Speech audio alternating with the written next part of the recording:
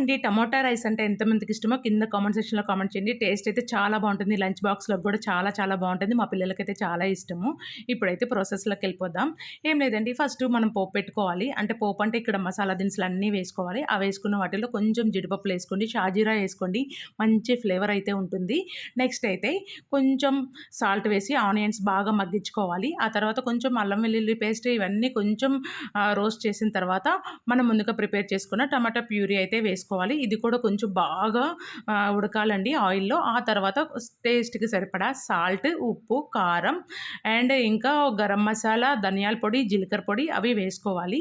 అవి వేసుకున్న తర్వాత ఇది బాగా వేగిన తర్వాతే మనం ముందుగా ఉడకపెట్టుకున్న రైస్ అయితే వేసుకోవాలి. మీరు కావాలంటే బాస్మతి రైస్ యూజ్ చేసుకోవచ్చు.